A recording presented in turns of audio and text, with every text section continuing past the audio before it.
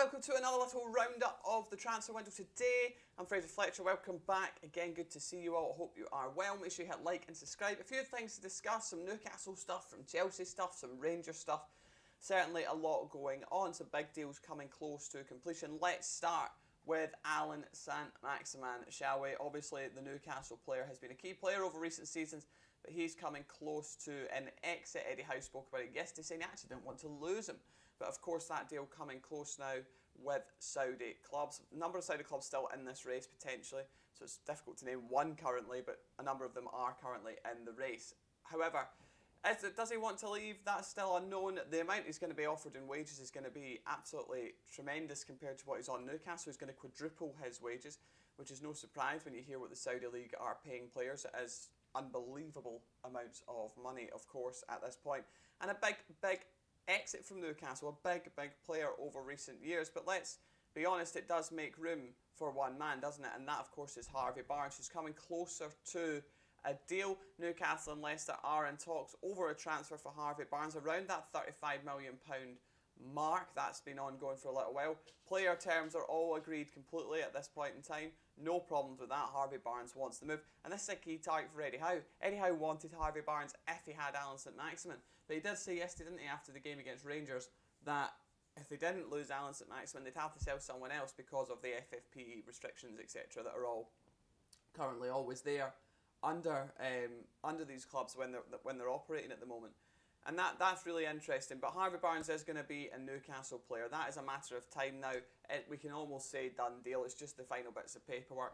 Obviously, we don't say done deal because anything can happen at the final moments, right? But Harvey Barnes to Newcastle, well underway now, and almost there. So Newcastle fans, you can start to get excited. Harvey Barnes about to be your next new player to join Tonali, who played last night, who I really think is going to help Gomares explode in that midfield. Certainly an exciting duo, those two as well, aren't they? So that's something to look forward to, Newcastle fans. Let's look at a guy who has been linked to Newcastle in the past, but currently not a player that they are looking at. However, Conor Gallagher is subject to a lot of interest. West Ham have had early conversations with Chelsea and Spurs as well. And those of you who have been on Spaces with me know I spoke about this a long time ago with Spurs.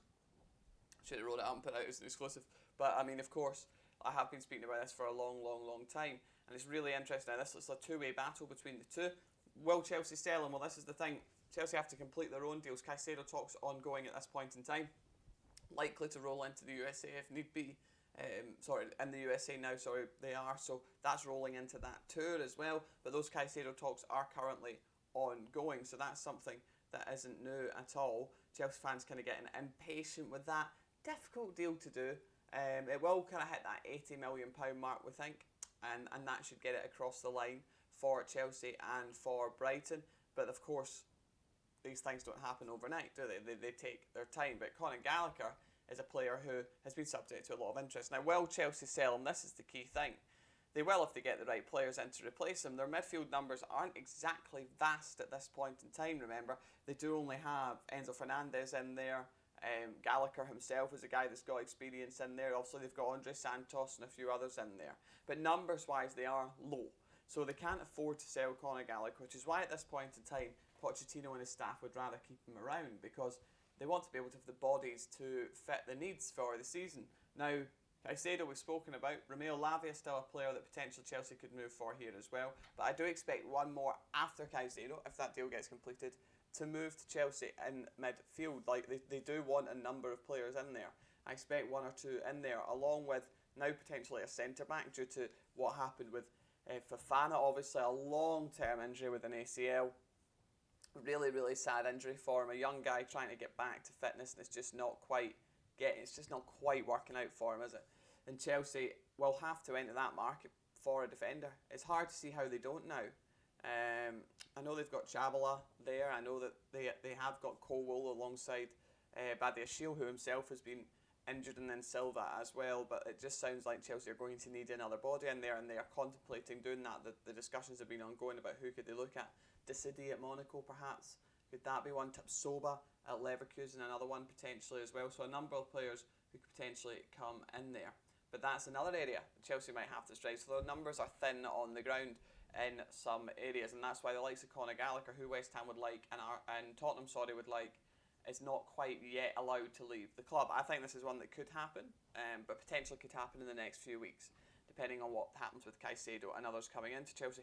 And also what Conor Gallagher wants. If he wants to be playing regularly and he's not going to get that under Pochettino, that's not been the line. Someone Pochettino admires is Conor Gallagher, but if he's not going to get that playtime, that could dictate Gallagher's decision as well. Speaking of midfielders on the move, Jose Cifuentes is finally close to that deal with Rangers.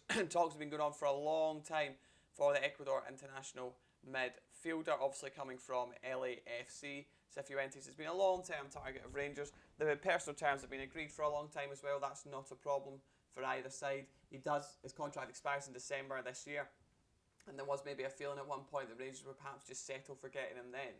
But in reality, they want him now so that they can be in the squad, so he can bed in, so that he can be part of what Rangers are doing at this point in time and get to his teammates, the system, how Michael Beale plays, and all that goes along with that. So that is coming close. Club's coming close to an agreement for Jose Cifuentes. Finally, Rangers fans can start to think about him in a Rangers jersey. Michael Beale obviously last night talking about it, saying that's one we'd like to see some movement on, and expect to see something happening there. Spoke about Danilo, the striker, as well. Not the only striker we're talking to. That's what were his words, so not the only striker Rangers are talking to. So we'll see what happens on that front as well. Although Danilo is still very much liked by the club, but Feyenoord want a replacement in first, and they're currently working on a number of targets. So that's another one that could be interesting. But Cifuentes getting closer. Very good signing for Rangers Football Club. Very, very good signing. A player that was wanted by Brighton, wanted by Leeds, wanted by a number of clubs. So yes, very exciting times. The window's really heating up. The transfers are starting to happen. It's been a bit of a weird window, a bit slow at times, just simply because I think the Saudi stuff's kind of thrown it all off, and it's not the usual kind of thing that's happening. But I think we're going to get a real kind of really fast, frantic end to the window, as usual. But it feels like this could be about 10 times more. So get ready, get your caffeine in, and get ready for what is looking like going to be a mad couple of months. Thanks so much for watching. Make sure you hit like and subscribe, and I'll see you in the next one. Cheerio.